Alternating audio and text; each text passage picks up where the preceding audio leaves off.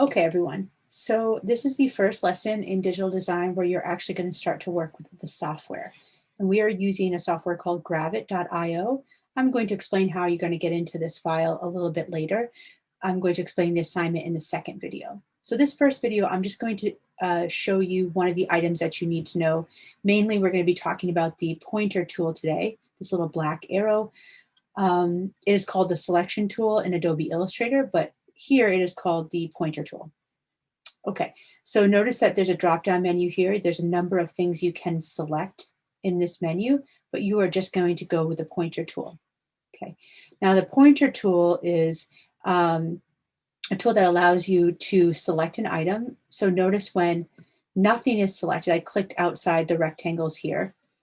If I clicked, when nothing's selected, notice that the panel to the right looks this way. I think it's describing the canvas here. It's 8.5 by 11. It's US letter size, etc. I could change the orientation if I wanted to. I could rotate the canvas if I wanted to. But anyhow, nothing's selected here. If I click here, you'll notice a couple things change. The rectangle over here is now in a darker shade of gray.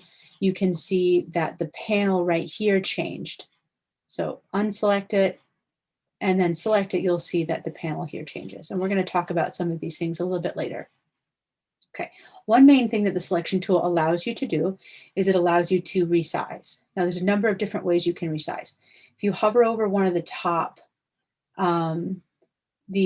center or the bottom center dots, the circles, you'll notice that you have a double pointed arrow that's up and down.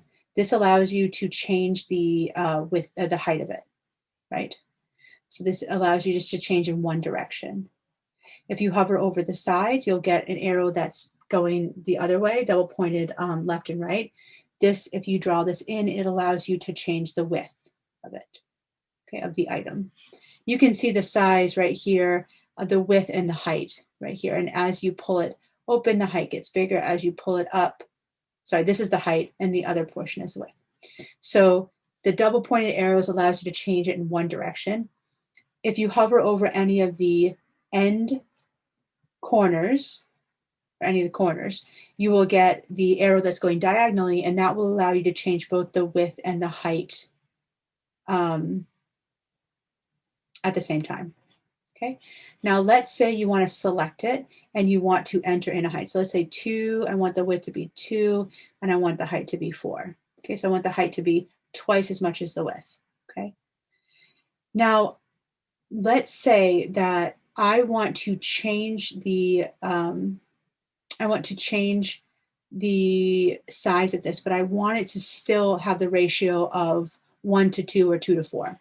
Okay, what I can do is I can hold down Shift on my keyboard. I'm holding it down right now. I'm keeping it held. I'm not tapping on it. I'm holding it down. And I can pull the rectangle out in the direction. And what you would notice is if you look at the width and the height over here, you will notice that the height is exactly twice the width. Okay, so if you want to keep the ratio of width to height, then you can hold down Shift while you resize diagonally, and it will get the proportions that you want and just make it bigger. Okay, so we've gone over vertical, horizontal, and diagonal resizing. If you wanted to rotate, you would look for the little white dot here, and you wait for the double pointed arrows to be in a circular pattern, and then you can click and drag to change it. If you want to get it in only increments of 15 degrees, if you want it to change only in increments of 15 degrees, you hold down Shift, and this will allow it to pop into different positions. Mainly this is helpful if you wanted to rotate it from like having, if you wanted to switch the width and the height, what you could do is, I actually think you could rotate this, but if you could hold down Shift and hold down the rotation, and it allows it to be changed in increments of like, I think 15 or 30 degrees. And you would just release it when it gets to the other direction. Okay. Otherwise, if you don't hold down Shift, it just rotates it pretty smoothly. It doesn't jump between degree measurements. But hold down Shift if you want to get it perfectly aligned. Okay. So we talked about that. So there's another, you can change the properties of this. So here you can change, if you click on this rectangle right here, and you wanted to change the fill of it, you can click on fill. And this allows you to change the color. You could change the shade of the color. That's how dark or light it is right here. You could input a hex value if you wanted to. So you could, if you wanted an exact color, you could input that right there. You can also change the border. So if you, right now nothing's selected, so I don't see the panel that I want to see. So if I wanted to change the border of this one that's now blue or purple, I don't see an ability to do that, and it's because it's not selected. So when I select it, it changes it. Okay, so if you're confused about that, just make sure that you have the proper things selected. So this panel changes based on what is selected. And by the way, if I didn't want to click on this, if it's really, really tiny, it's hard to click on it, I could always click over here and it will select it for me. So I could change the border. I don't really mess with this. I'm not even really sure what these do. You can play around if you want with it. But I could change the border color. I could change the border weight to make it thinner. Okay, so I can use the up or down feature here, or I could just input a weight if I wanted to. Okay, so border, let's see what I did. Oh, I just input, like, I just deleted the whole border. Oh, let me add it here. Okay, so I just pressed a little plus key because it wasn't opening up. So I could input this border if I wanted to do it like that. Okay, right now you see these little red tabs and that might be confusing, and that's because I must have just used a key to change it from the pointer to the sub-select. And our next lesson is going to be on the sub-select. So change it back to the pointer, okay?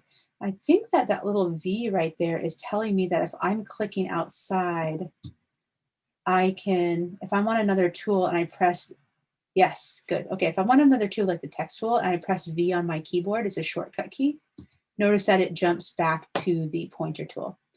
I could see that shortcut because it says V and D and O and M and S. These are shortcuts to get to what you need.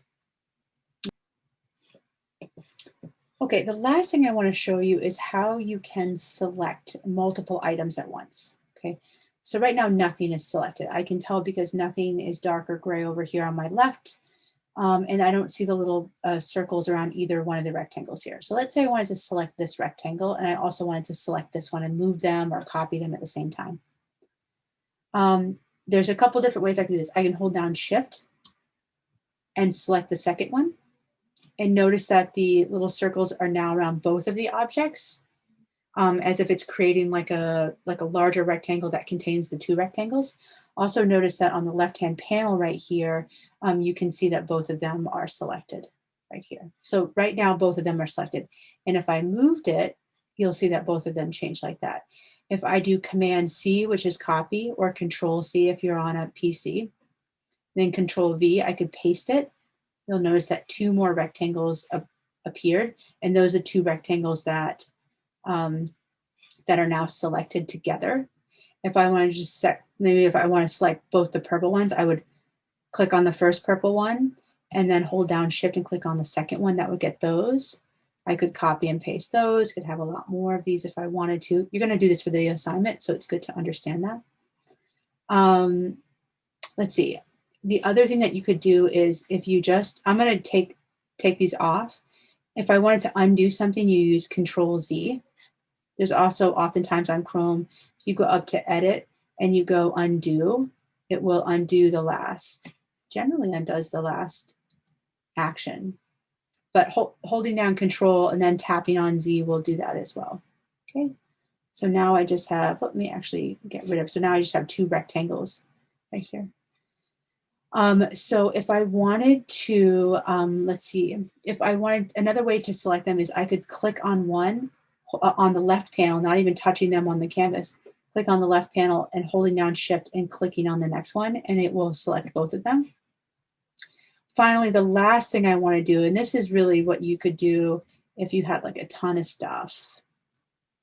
So I just had like, I'm just pasting a bunch of these in. If I had a bunch of stuff and I wanted to select all of them, I could go here, hold down Shift and click on the last one, and that's going to select everything in between. Okay.